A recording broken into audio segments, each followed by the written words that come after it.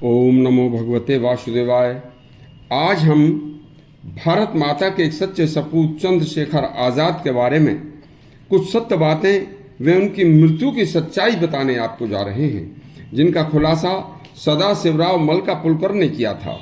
उनकी इन सत्य बातों को सुनकर आपकी भी आंखों में आंसू आ जाएंगे और जिस नेहरू को बेईमानी से देश का पहला प्रधानमंत्री बनाया गया था, उसकी देश के प्रति कैसी भक्ति थी, उसका भी आपको पता चल जाएगा।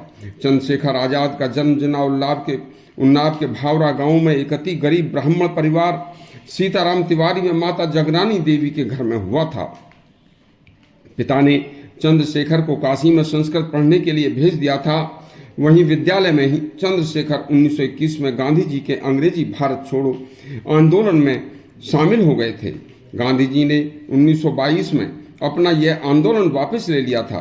तब वे मात्र 15 वर्ष की आयु में चंद्रशेखर आज़ाद गांधी जी से नाराज हो गए थे कि आपने यह आंदोलन वापस क्यों लिया, और वहीं विद्यालय से ही आज़ाद ने अंग्रेजों के खिलाफ अभियान चलाने शुरू कर दिए थे। एक बार अंग्रेजों ने आज़ाद को पकड़कर 15 कोड़ों की सजा दी।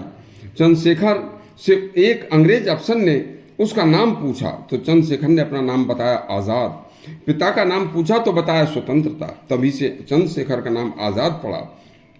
उसी दौरान अंग्रेजों ने सरदार भगत सिंह को फांसी की सजा सुना दी थी। भगत सिंह की फांसी की सजा सुनकर आज़ाद बहुत व्याकुल हो गए थे, टूट गए थे। तब उन्हें पता चला कि यदि नेहरू व गांधी दोनों चाहें तो भगत सिंह की फांसी की सजा टल सकती है। तब उससे कुछ पहले चंद्रशेखर आज़ाद ने अपनी कुछ सच्ची देशभक्त टीम के साथ चोरा चोरी कांड में सरकारी ट्रेन से सरकारी खजाना लूट लिया था, क्योंकि अंग्रेजों से लड़ने के लिए धन व हथियारों की आवश्यकता थी। सदाशिवराव मलकापुलकर ने बताया कि आज़ाद कभी सरकारी खजाने की लूट के धन से अपने माता पिता को, जो एक एक रोटी के लिए भी तरस रहे थे, एक पैसा नहीं देते थे। आज़ाद अंग्रेजों के वांटेड थे।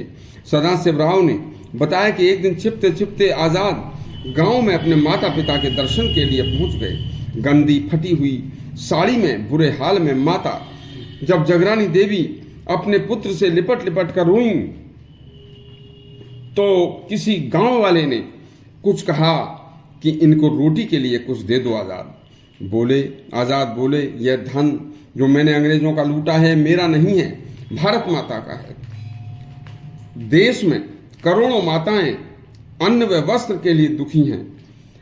जब तक पूरे देश की माताओं को दुष्ट अंग्रेजों के राज से आज़ाद नहीं करा लूंगा, तब तक दो दो रोटी आप मेरे माता पिता को देते रहना।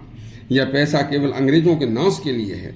और फिर उसी रात्रि को चुपचाप निकल गए और नेहरू के पास भेष बदलकर आनंद भवन गए और अपना पर्चा देकर नेहरू से बोले, पंडित जी, मुझे पता है कि आप और गांधी जी चाहें तो भारत माता का सच्चा सपूत मेरा भाई भगत सिंह फांसी से बच सकता है।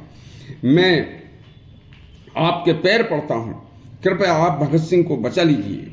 लेकिन नेहरू ने आज़ाद को कोई जवाब ही नहीं दिया। इस पर आज़ाद नेहरू पर बहुत नाराज हुए और बोले, मैं तुम्हें तो बड़ा देशभक्त समझता था, लेकिन तुम ऊपर से कुछ और अंदर से कुछ और हो।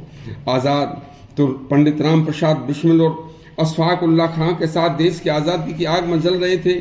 चंद्रशेखर भगत सिंह को तथा भगत सिंह चंद्रशेखर आज़ाद को बहुत लाइक करते थे।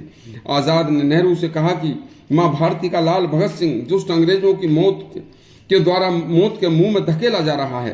तुम्हारे पास कहने के लिए दो शब्द भी नहीं है। यह कहकर आज़ाद प्रयागराज के एलिफेंट पार्क की तरफ चल दिए।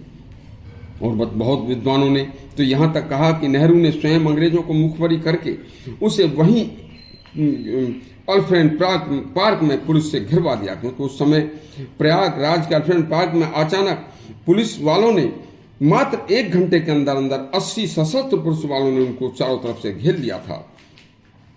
अंग्रेज पुलिस अफसरों ने चारों तरफ से गोलीबारी शुरू कर दी।